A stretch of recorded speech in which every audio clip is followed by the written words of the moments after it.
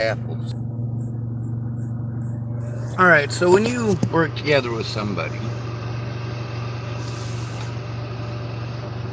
and you have a good working environment, you want to keep your job.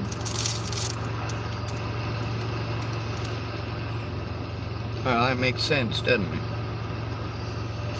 Now, there's been a few Starbucks where people decided to do mean things, just like some of these Walmarts. People decide to do mean things because of what? Because of how I look? Because I'm different?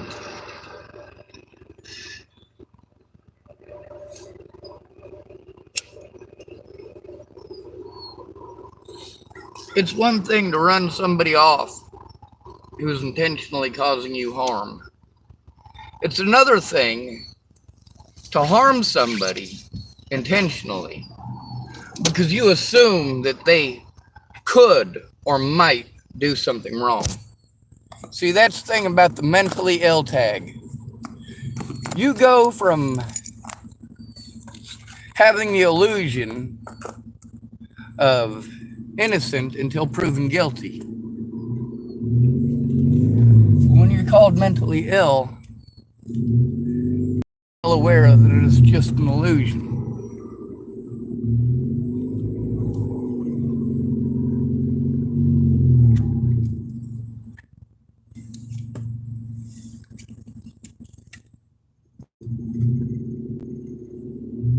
Sorry, I'm backing up, trying to make sure I don't run into anybody.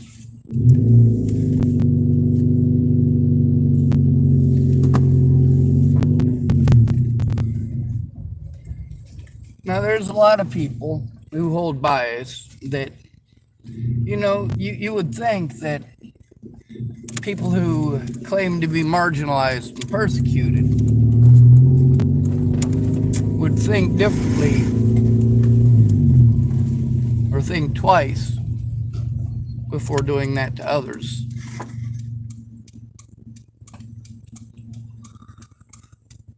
Everybody in America knows they can take it out on the homeless.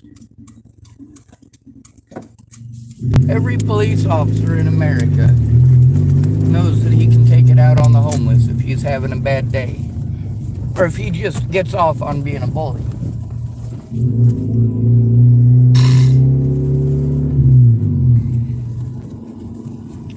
Every homosexual in America, every person who is a part of the LGBT community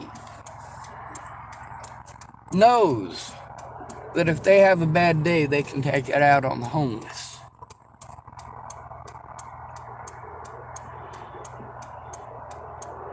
Every member of BLM in this country knows if they have a bad day, they can take it out on the homeless. Same thing with the KKK. Because homeless people are such a biodiverse group, such a politically diverse group, such a religiously diverse group, there is no more diverse group in this country than the homeless community.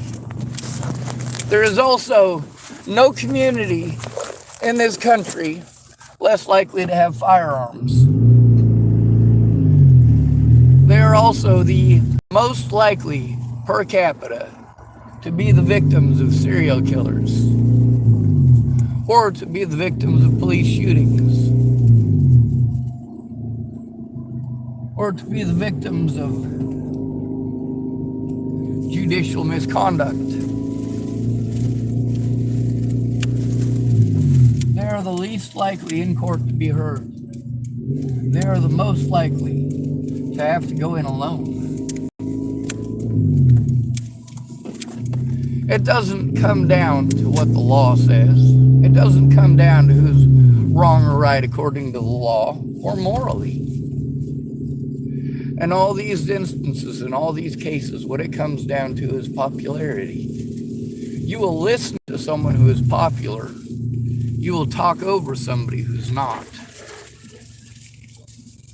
Do most of you stop to Assess the way that you speak to people and how differently you do, both men and women. Assess how you talk to men, the advice that you give to men versus the advice that you give to women.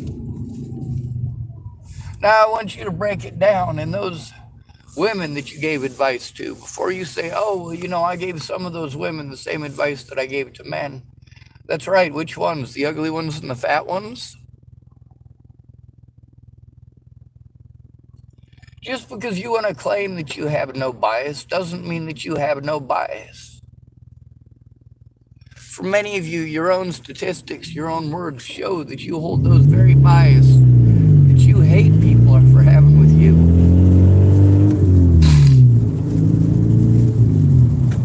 Like that man at the Starbucks in Cheyenne, Wyoming, who was a homosexual.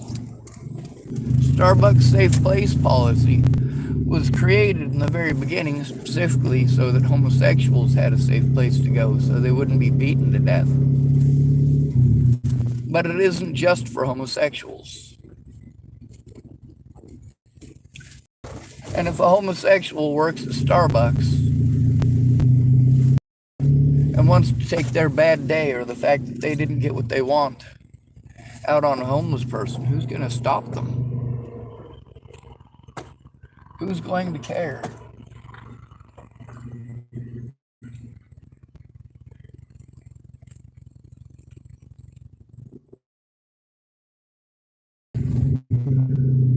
The cops did the same and worse to me than what they did to Sammy Leon Lawrence IV or Zaid Atkinson. But when they did it to me, the news and the Bollingers told y'all not to listen to me. They wanted to fuck around and play head games with me, and they wanted me to keep it a secret. While I'm being abused by the general public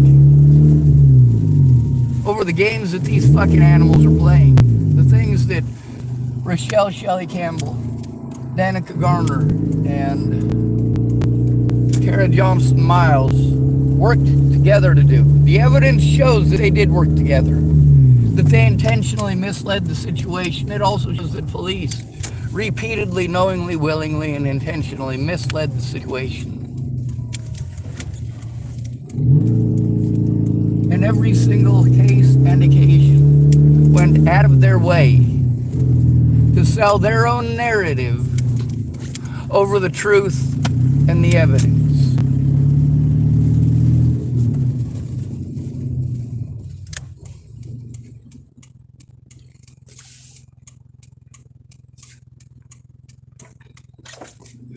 The American people, as an American who was born in America and still lives in America,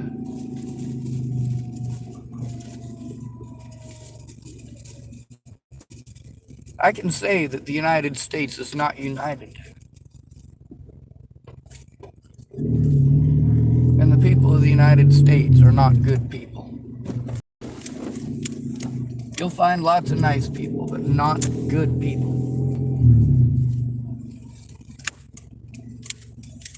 For a pretty blonde-haired, blue-eyed white girl, your idea of helping her is going out of your way to help her do whatever it is that she asks you to.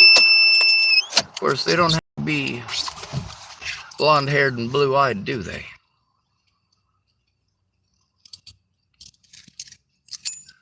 The pretty girls on the reservation get more attention than the ones that aren't pretty, don't they?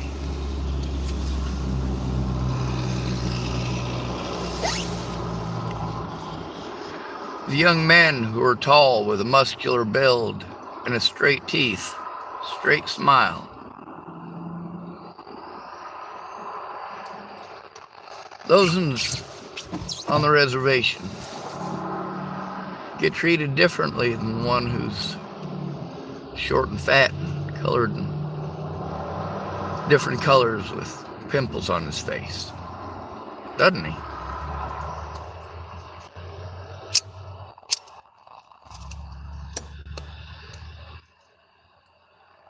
Meanwhile, that fat kid, he's got friends of his own that aren't the popular kids.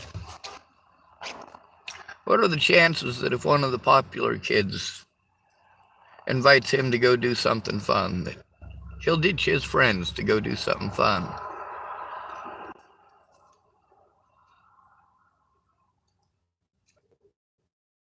You and your friends sit around playing Magic the Gathering, right? One of them popular kids invites you to a party, and you go and you get drunk and get stupid. And so people want to tell you to know your station in life, don't they?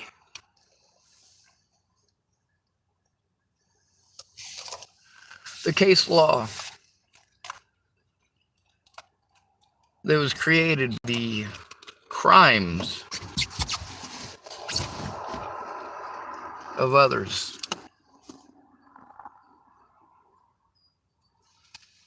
When they railroaded me, that created case law. That means that the fact that I was railroaded in such a way can allow every single one of you to have your rights completely and totally denied in exactly the same way. You can have your right to face your accuser taken away in exactly the same way. You can be assaulted over and over and over again in exactly the same way. You can be tortured into submission.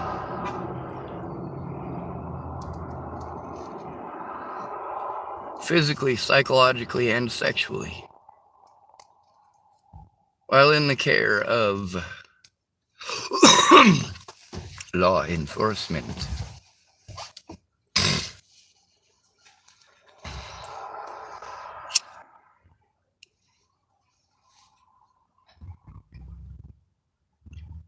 We live in a disgusting country. A country where we are expected to give good-looking people and rich people our entire lives, and no matter what, we're not giving them enough. No matter how much we do for these people, they claim they did it all themselves.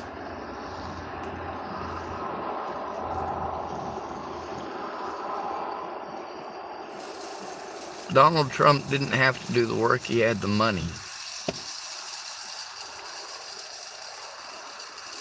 He doesn't have to follow the law either, he's got enough money.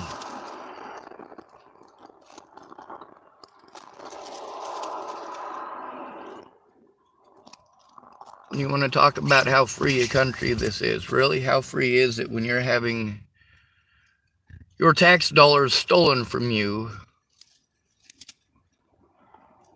to have people who are denied resources incarcerated for no less than 10 times the cost? How long does it, or how much money does it take to keep a homeless person locked up in jail or prison for a year? I want you to look that up in your area.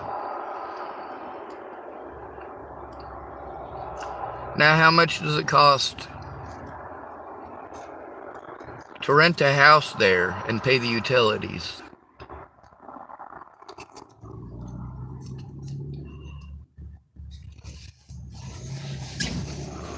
It's a lot cheaper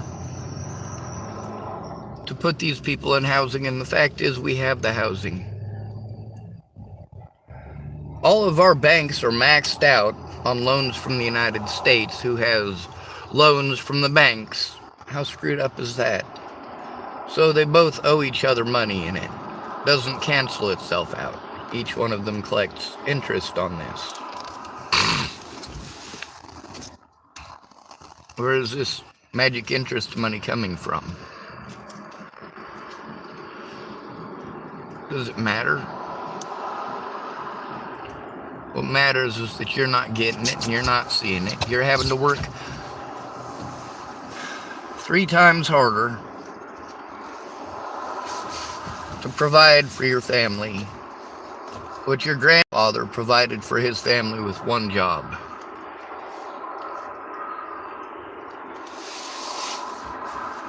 Back then, a parent was allowed to be a stay-at-home parent.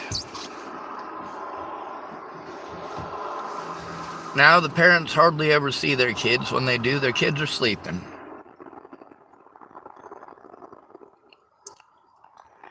You don't get to raise your kids. You gotta hire it out to somebody else because you gotta work.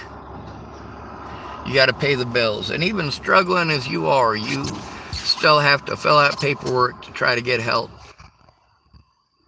Meanwhile, accepting government help is a trap because they have so much red tape about their money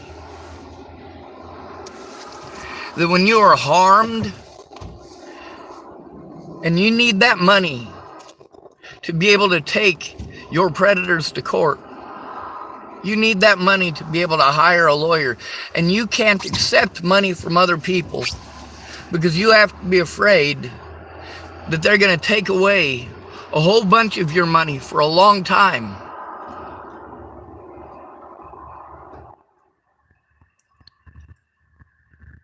If somebody donates to you $1,000 so that you can spend it on an attorney,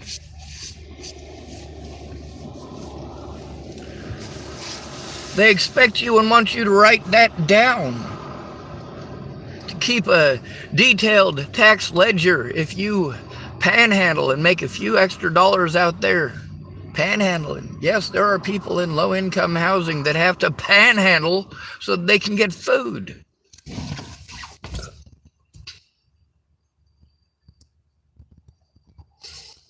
Or diapers. Or pay their electrical bill.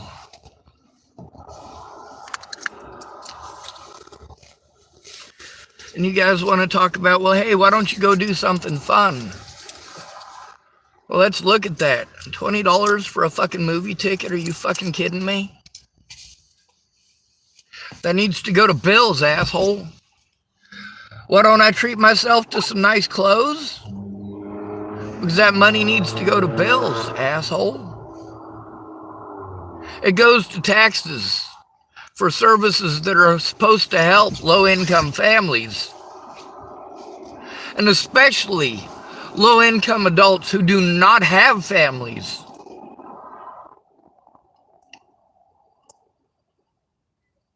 But every one of these services take advantage of the most disadvantaged in our society. Our public pretenders' offices will do absolutely nothing to defend a homeless person.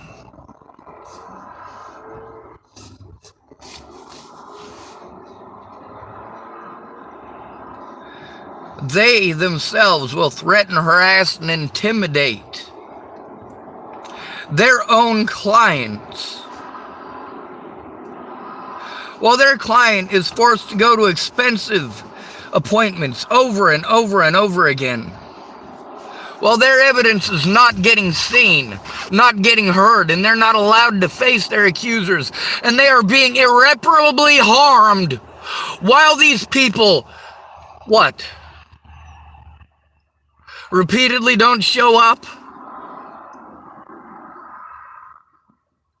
Meanwhile, they're paid thousands of dollars per month, and I have to try to go to these expensive appointments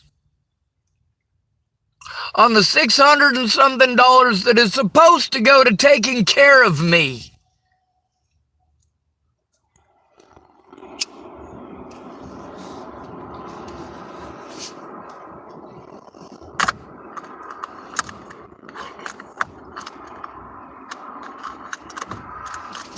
The United States government doesn't give a rat's ass about its people.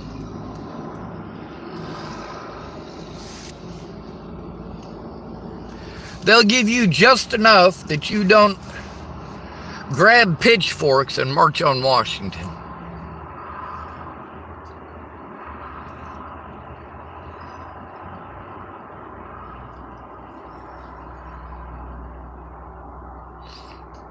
Imagine if Dr. King's Million-Man March had included rifles.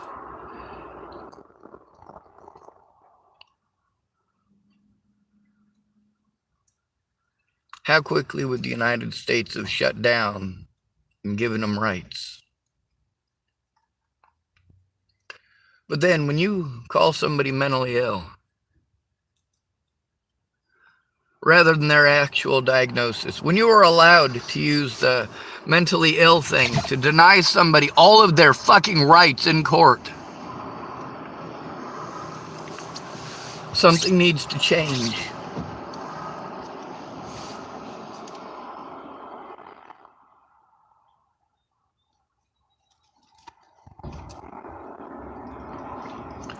All of these people who wanted to tell me how inhumane it was,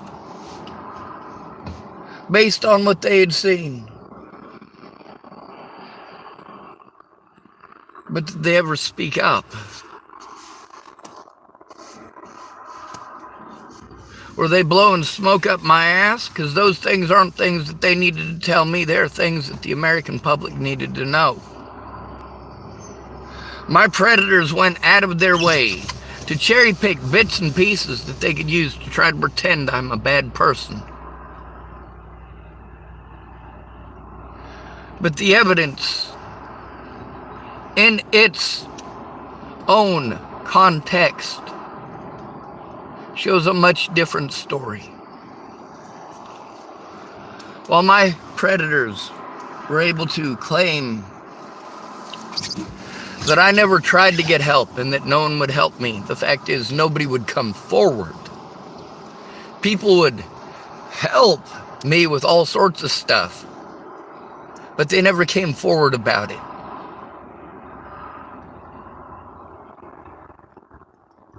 Not to the public, and most especially not to the police or the media.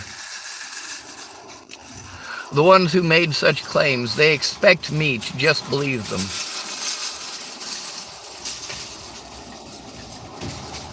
They won't believe me without evidence, so I send them evidence and they won't look at it, and they want me to just believe them.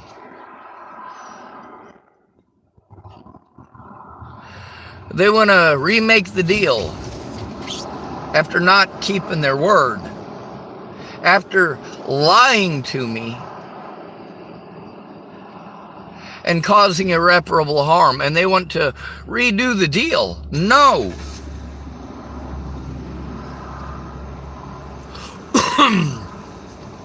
You did not keep your word. We're not remaking the deal.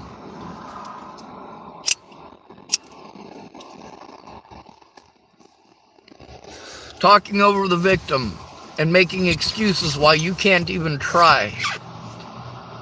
Talking nonstop about your fucking excuses so that you don't hear a word that the victim is telling you. And you show this.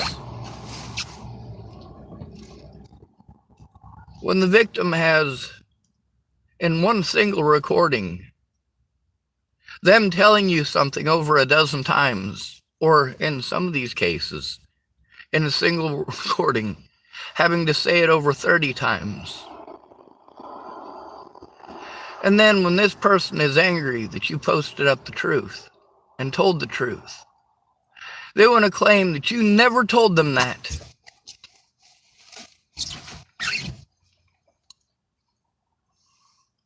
Oh, you slandered my name? No, that came out of your mouth. If you tell me something as your excuse, then you need to come forward about that excuse. When I came to you for help, and you couldn't listen to me, you mean didn't care enough to. You showed that you only care about yourself. You don't care about who's been hurting me and harming me. You don't know who's been hurting me and harming me because you can't shut up. When I'm speaking, you've got your own thoughts going through your head. You've got your next response already lined up.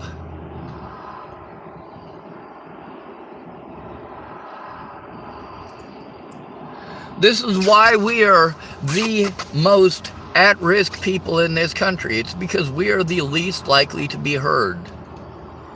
When we are abused, nobody takes it seriously. Even though I am a part of the 4 of the top 5 most marginalized peoples in this country, because, believe it or not, children are on that list. As far as the top 5 most likely adults to be victimized, I fit all 5 of the top 5 categories. All 5 of them. I am literally the most marginalized. In the top 5 spots. While BLM claims that black people are the most marginalized. No, skin color doesn't even enter into it. Not in the top 5. The statistics for black people show that the majority of black people who are killed by police are homeless. How many junkies you know? A lot, I'm betting.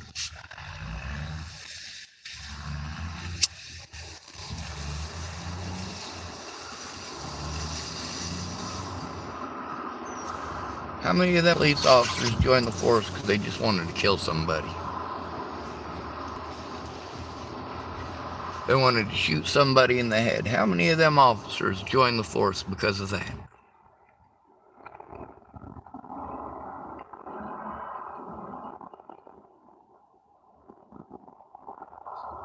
Evidence didn't matter through all of this.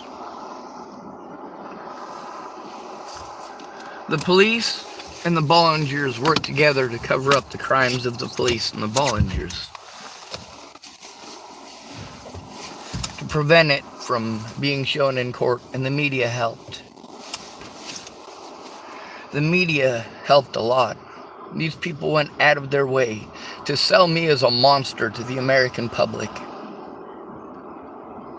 These people went out of their way to guarantee that I was going to be harmed, that I would be assaulted and threatened everywhere that I fucking went. They guaranteed, by playing on bias, that I would never, without a friend or family member who actually cared, be allowed an honest day in court.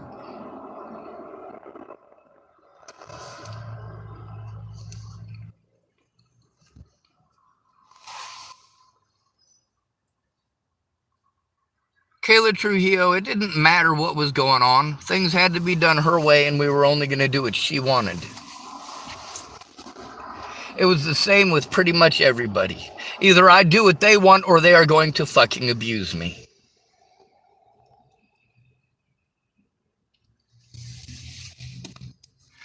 They're going to promise to help me how I need. But when it comes time to actually keep their word, they're going to continue to procrastinate. When a crime is committed against me, I need help turning it in right away. Or my predators get away to do it again, not just to myself, but to others. Look at Paulie Olson.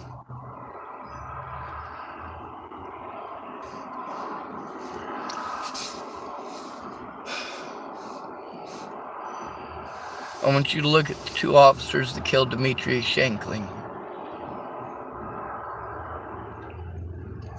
I want you to look at Officer Waylon Lolatai and all of the people that he harmed after me. I want you to look at Clearview Behavioral Health, what they were shut down over.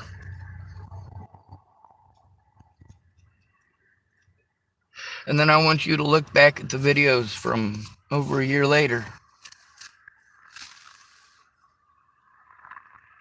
I spoke up about Clearview.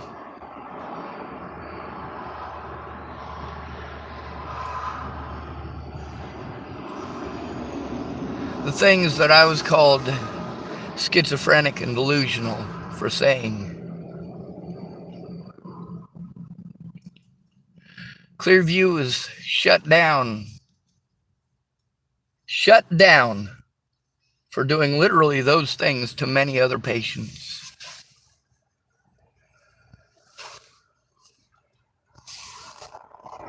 I needed help turning it in, and no matter what, these jurisdictions, these professionals were allowed to send me to other jurisdictions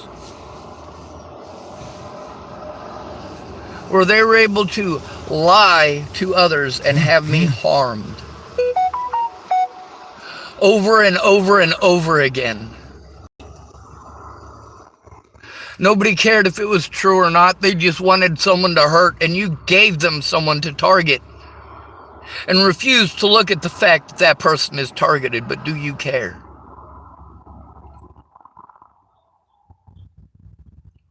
This country is a disgusting country. The way that you treat disabled people is horrible. Now that homosexual guy who worked at the Starbucks, he got to be the manager, the interim manager, sort of. And he abused that power to have me harmed for no other reason than he didn't like me.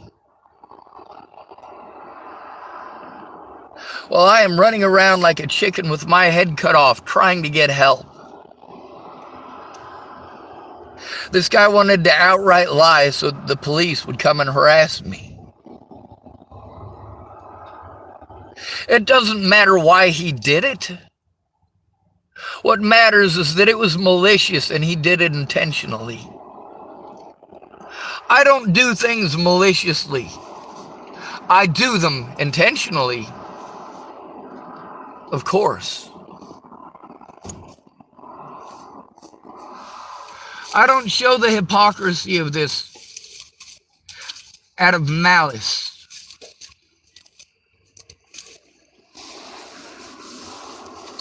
I do it because it is necessary. Now here's the point about case law. The things that have been done to me because of this case law, the fact that those things were not done to the Bollingers or to any of my other predators, begs the question, why?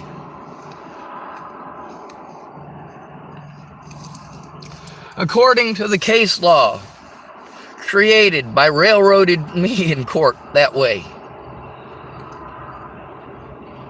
Natalie Bollinger should be railroaded exactly the same way. Alicia Bollinger should be railroaded the same way. Christine Buhit should be railroaded the same way. Dead people can't be railroaded by the system, can they?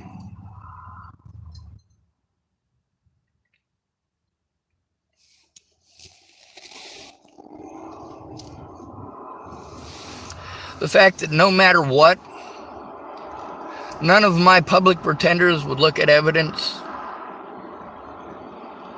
None of my friends or family would look at evidence.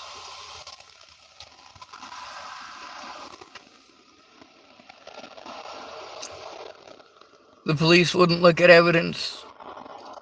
Adult Protective Services wouldn't look at evidence. Outright refused.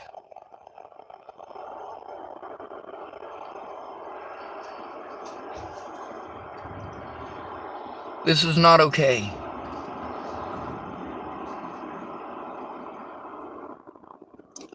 Just because you're gay and you're feeling sorry for yourself doesn't make it okay to try to destroy another person's life.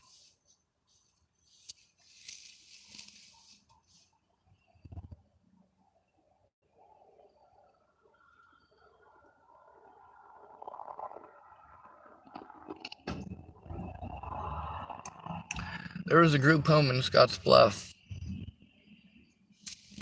Now, the promises that I was told about if I go there, those promises were not fulfilled by those people. One of the people that worked there, however, had sent me a friend request after Natalie died.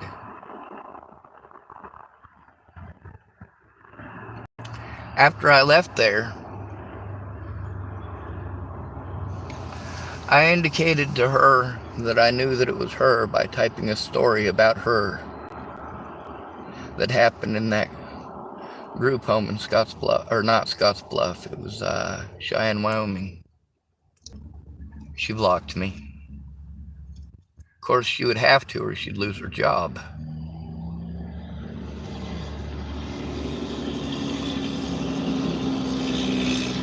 The fact that I saved evidence of it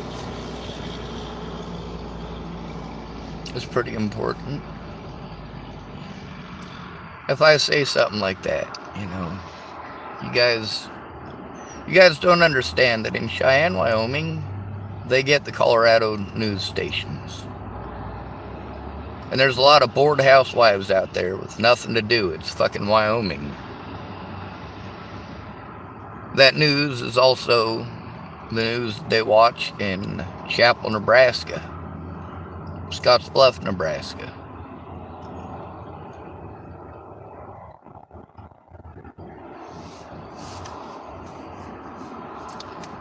The news didn't care if they were telling the truth or not. They were not afraid of consequences, nor were the police. None of these people took advantage of me, feared consequences. But as soon as they did fear the consequences, they committed a lot of felonies to try to hide it.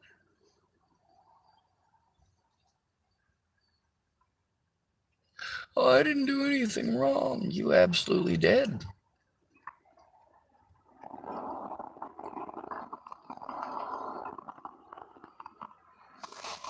Telling an at-risk adult that if they expend their resources that you will help them how they need. And then instead of helping that person after they've wasted their resources, you just want to get drunk and stoned and fucking laid. And then because I'm not about any of that, you and I don't actually have anything in common. Between helping or pursuing sex and drugs and alcohol.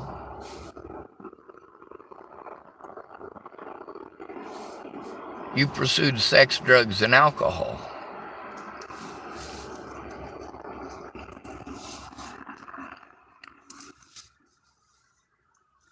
You knew that what you were doing was wrong, and you did it anyway.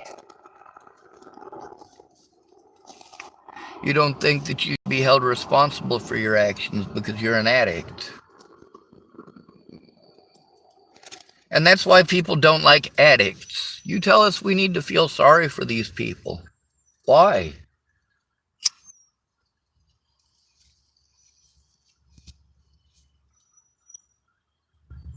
Even when they're offering to help somebody or telling someone that they're going to help, they just end up taking advantage of that person.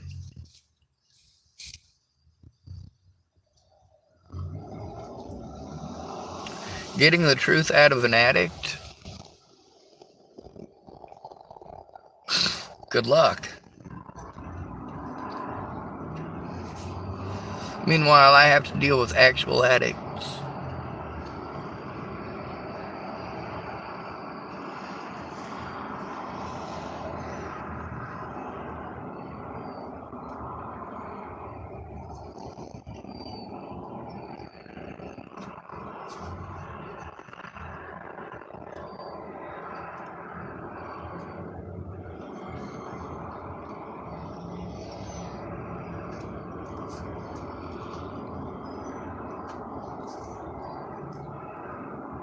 There's some stuff I gotta pull out of my car.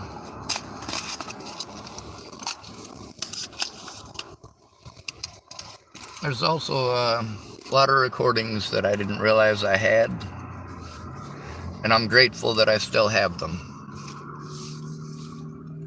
There's also some stuff that I had recorded and taken off some of my devices and forgot that I'd taken it off the devices. And that happens when you're in a world of hurt and you're in a very complicated situation.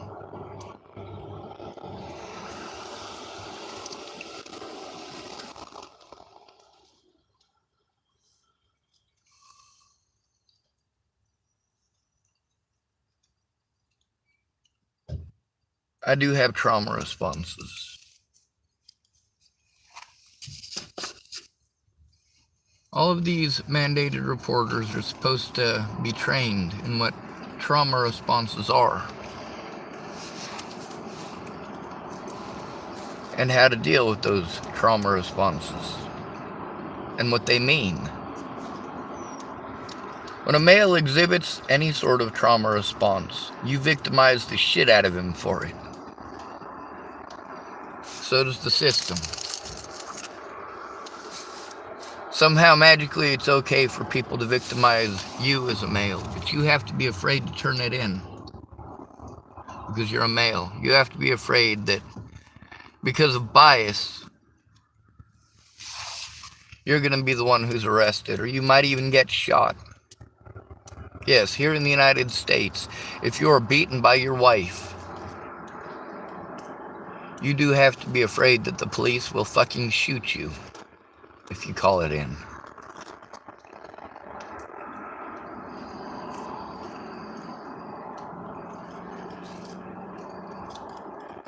So there was a poll done, University of California at Berkeley. They were real interested in how people would remember a situation based just on a call.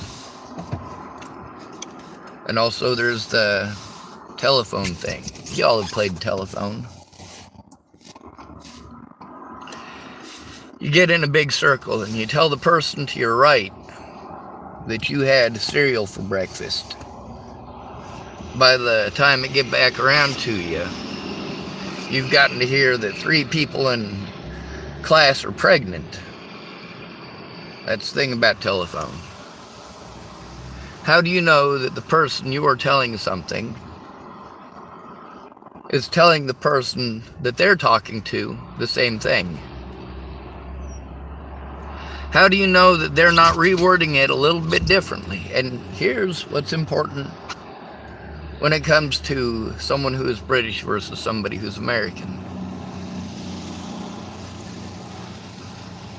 Here in America, University of California, Berkeley. This is apparently a college town, like Boulder, Colorado. They did a study on how much people would remember about a situation based on phone calls. And this study is very specifically a law enforcement type of thing. If you were to call somebody, like say 911 for example. Now they had different scenarios. One of their scenarios was this. Alright, so a woman is being violent with a man. They give a description of the man, they give a description of the woman, they give a description of the violence. It's brief descriptions of each.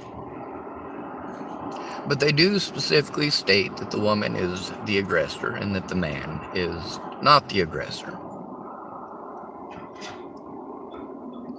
The man has been called in as the person who's being harmed. So they do this little questionnaire after they tell this story to see how much information they retained. And 30% of those people, their response was that a male had assaulted a woman. That was one of the questions. Who is the aggressor, the male or the female? Who is the victim, the male or the female? 30% of them got that wrong. That's just that one detail. See, what they're taught the way it is, they superimpose on what they actually just heard.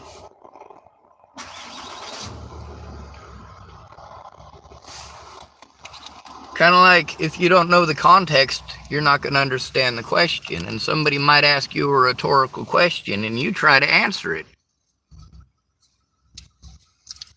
Somebody might ask you a question. It's just a sarcastic question. Or possibly even a sarcastic statement. But because you don't want to understand the context, or because you have been told certain things about this person, you take them out of context. A joke, for example. Say somebody is trying to just liven up the mood.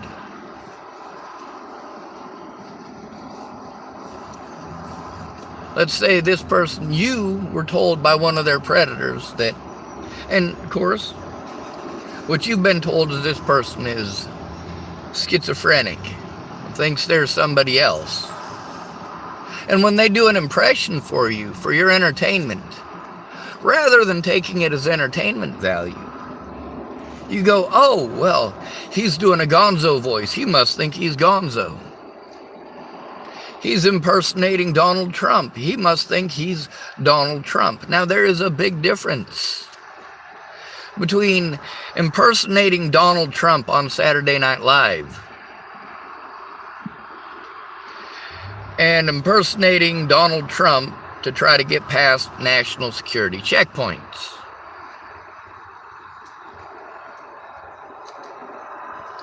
One of them is obviously for entertainment,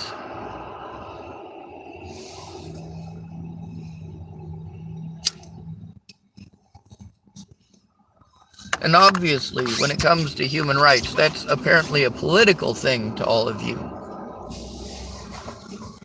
How many people go on Saturday Night Live and make political statements in their comedy skits? It happens often. Canadian comedy does that a lot. Canadians, their comedy is very, very, very oriented towards political issues. Does that mean every Canadian is a comedian? No. Does that mean that every Canadian who is a comedian touches on political issues? No. And the most successful comedians did so by observation. People like to laugh at the stupidity of others. So, that's what most comedians cater to. Making fun of others. Making fun of scenarios and situations.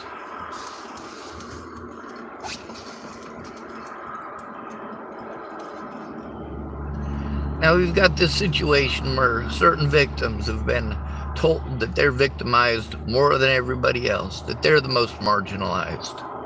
We have it shoved down our throats that the LGBT community are the most marginalized in our country. No, they're not. Top 3 spots belong to the homeless, the disabled, and men.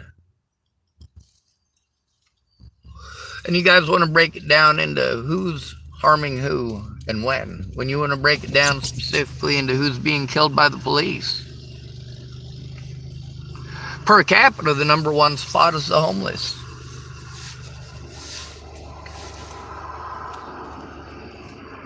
Per capita, the homeless are the most likely people to be killed by police. In 2019, there were 500,000 homeless people. And they accounted for how many deaths, how many shootings by police?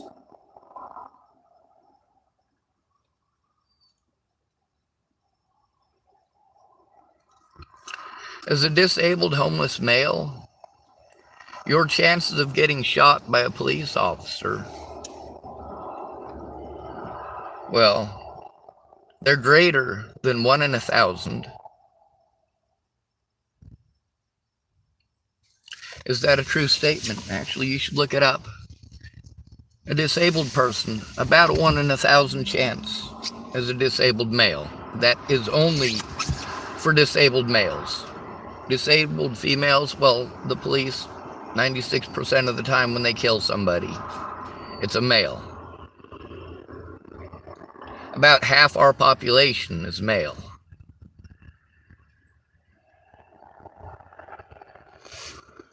So for most of these statistics, whether it's a black male or a white male or an Asian male, it's males that are being targeted, and that shows the bias. Now, what did Berkeley find out? Berkeley found out that people don't retain what they're told.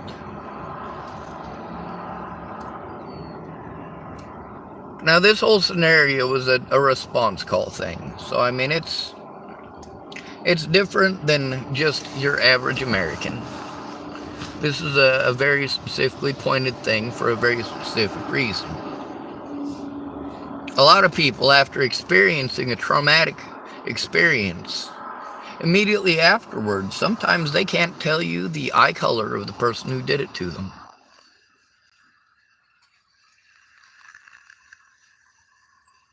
A lot of times when somebody is trying to explain what's going on while under extreme amounts of duress because it just happened, oftentimes people will assume that the person is just crazy.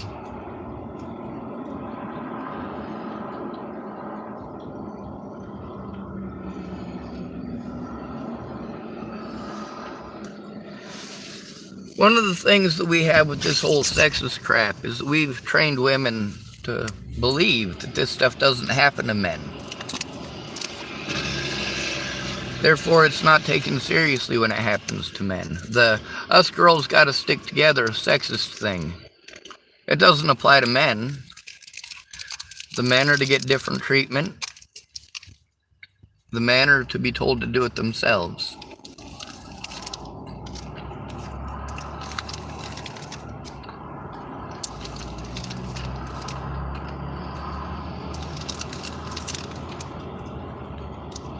The help that a man gets, if he gets help, is to be told what to do and told to do it by himself.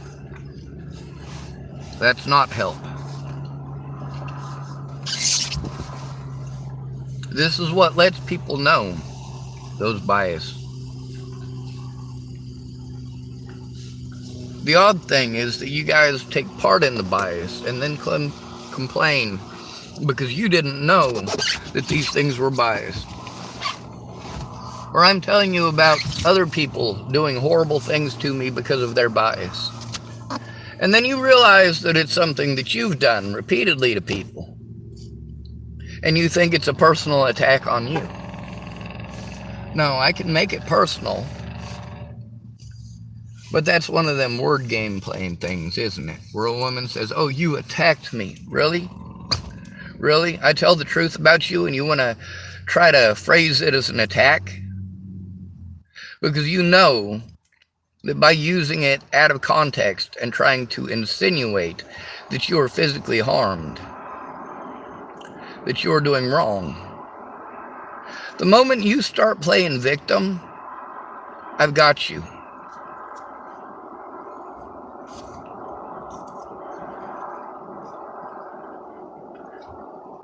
I've already got enough recorded that when you start playing victim because you found out I told the truth and recorded you to prove that I told the truth, the way that you retaliated after that, I've already recorded your motives, and I've already taken into account the fact that what is in human nature, especially the nature of shameful people who get embarrassed.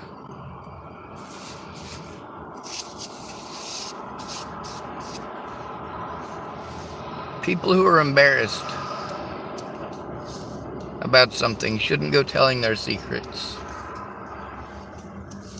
And they shouldn't be stabbing in the back the person they told those secrets to. That's not an intelligent thing to do. When people couldn't control me,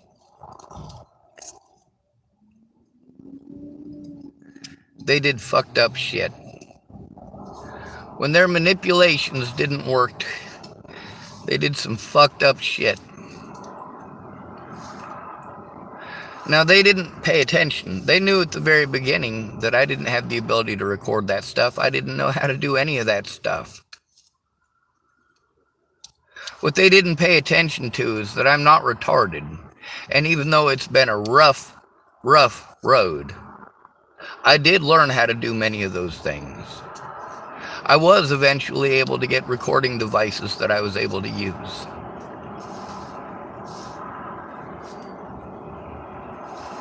And in the meantime, I learned how to make do with what I had to record to the best of my abilities.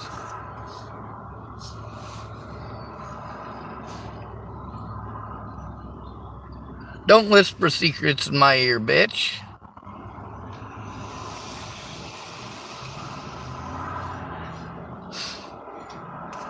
What did the Romans and the Greeks call it? Pouring honey in your ear.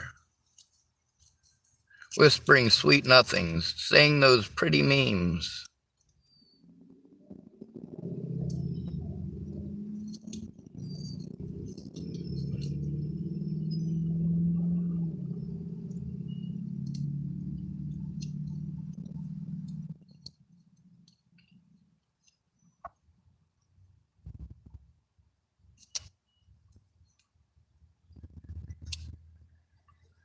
When I was paranoid of people, I had good and valid reason to be, just as I do now. I got plenty of evidence of it too. It's a matter of all these different places, all sending me to someone else. The things that these people did that are immoral and illegal prevented me from having an honest court date, prevented me from being allowed to go to my court dates in many cases. And then there's the bias.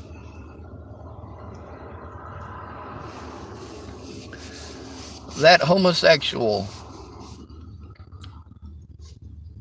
who had a chip on his shoulder and decided he was going to take it out on a homeless person.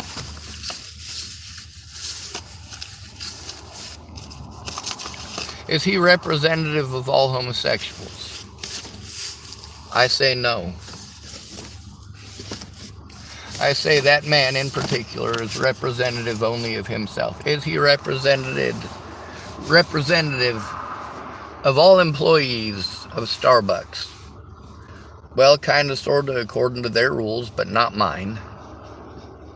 Caitlin Tatum is responsibility for Caitlin Tatum's actions.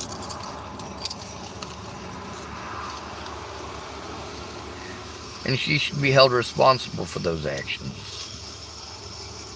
according to the law.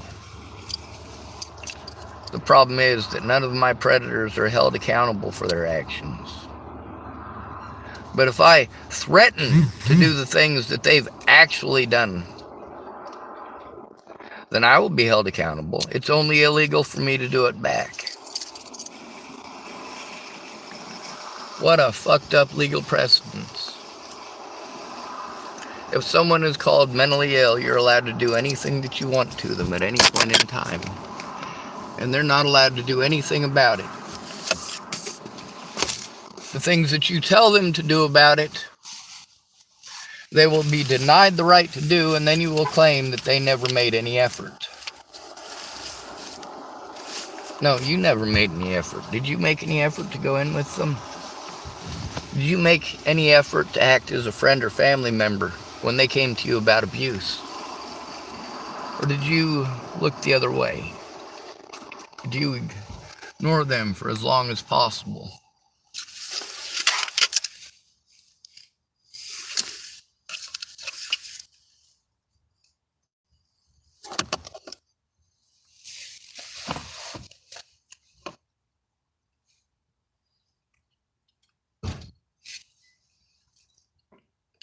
I'm not going to hate every Starbucks employee because that one homosexual who is an asshole. I'm not going to hate every homosexual because of that one Starbucks employee who is an asshole. But it only takes one of those employees doing something fucked up, having a fucked up opinion, or being a blonde-haired, blue-eyed white girl. Devin Cockerill did some pretty fucked up shit. Whether she did it intentionally or not is not the point.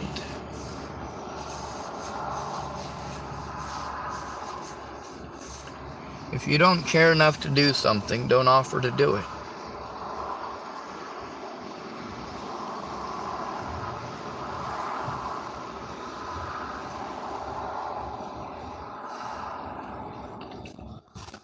When somebody's having a hard time about something, instead of basing everything off of the assumptions in your fucking head, why don't you try actually listening?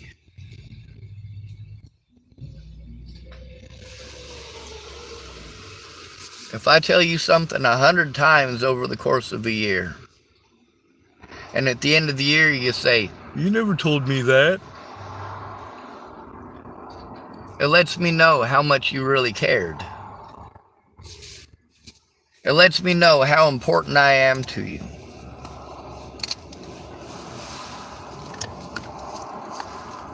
A lot of people, I explained to them they needed to go back through their histories and they needed to look at the evidence. They needed to look at our conversations.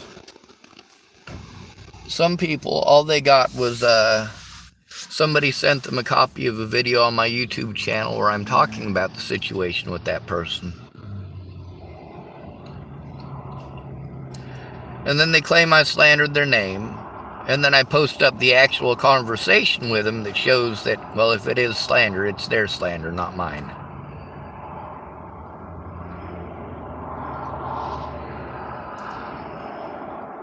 This is what these people told me. And then in those situations, I explained what they told me.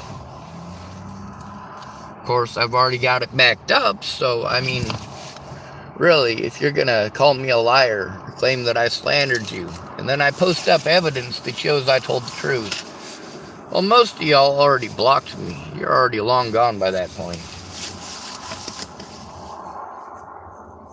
Boy, oh boy, are you gonna be pissed off when you realize that you not only got busted lying about me and slandering my name, but you accused me of doing something that you did.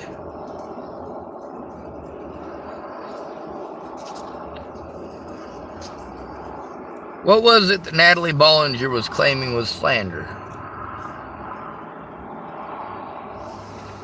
That Tim Beeson was threatening to kill me and my family? No, that turned out to be absolutely true.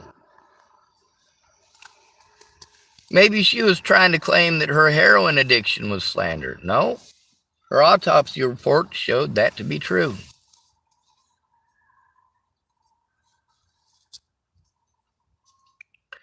Maybe it's that she invited me to Virginia. No.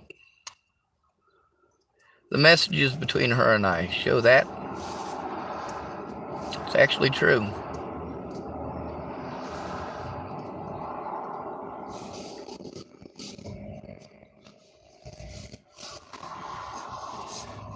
She did invite me to Virginia. And typing more than once. But the one that got me to actually go to Virginia was a phone call. No, I didn't record the phone call. I didn't even know how. Which sucks, because that makes it her word versus mine, and I'm not allowed to show evidence in court. In most cases, I wasn't even allowed to go to court. I was illegally prevented from going to court due to incarceration.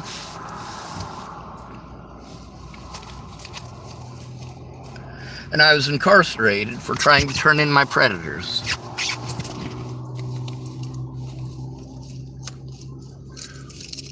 And or predators who were harming children. Turns out many of the people that I stayed with had a history of child abuse. You know how scary that is for me?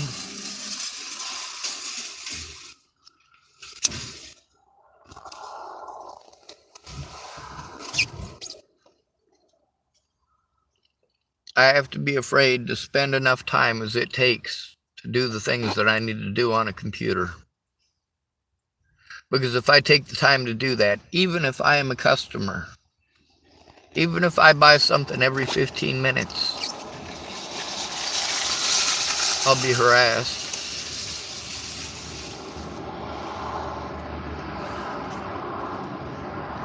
I'll be accused of just hanging out. Told I should go to the library.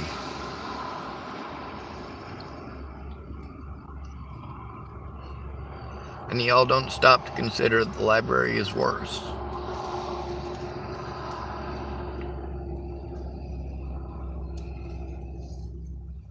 You don't stop to consider why.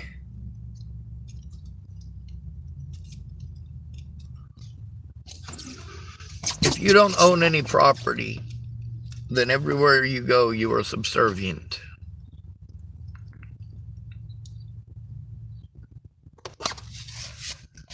By taking away all of my disability money, including my back pay, that was going to go to buying a house, a cheap piece of shit house. It's Dallas Richmond's house now, by the way.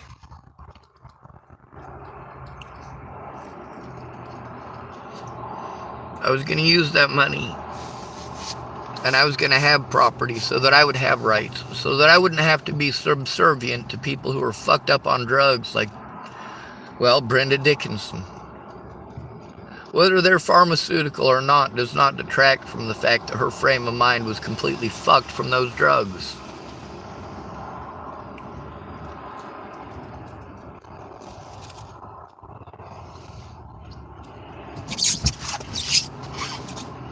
Did that affect her decision making? Yeah. How about her bowel movements? Well, yes. The pain meds that she was on, they did what opiates do. Blocked her up and gave her stool issues. So she was in pain because of rheumatoid arthritis. And then she was in pain because she was constipated. So then the time that she's going to spend helping me, she's busy talking nonstop like a meth head. And busy talking about how all of her joints hurt. Talking about her bowel movements. And occasionally pausing her complaining to say, Lord, take this negativity away. I am sorry for being negative. And then go right back to talking about shitting. She didn't mean nothing by it.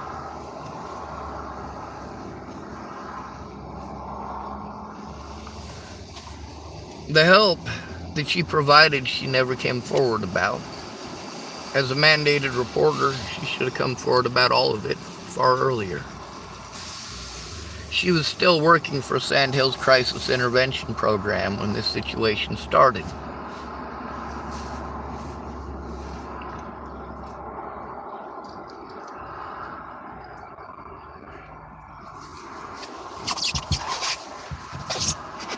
There was a young woman at the Starbucks named Maggie.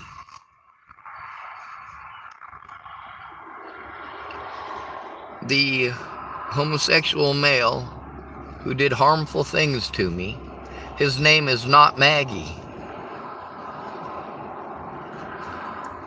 Maggie helped me how she could, given her time constraints.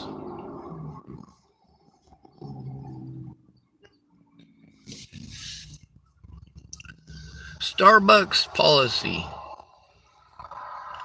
versus what that homosexual male did to me. They don't line up. That's against Starbucks policy.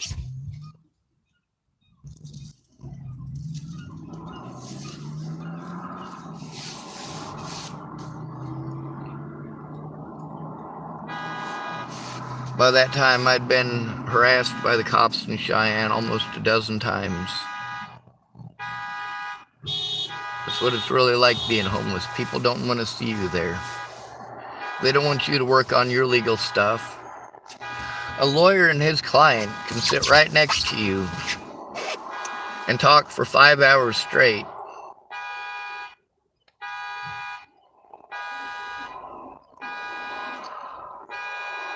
Only one of them buying anything. And only once, the whole time they're there. I buy 5 items. I'm there the same amount of time, and I'm the one who gets talked to. This shows bias. But it's okay, because homeless people are not people to you. Homeless black people are not black people to BLM. Except when they can use the statistics to try to pretend that it only happens to black people. Like they're the only ones going through this. Like they're the most marginalized. No, the most marginalized in this country are men. Or the homeless. Depending on if you're doing this per capita or just overall numbers. Good to be rid of you. Thanks for coming to visit. Stay out of trouble or don't get caught. Remember, you are your brother's keeper and no victim left behind.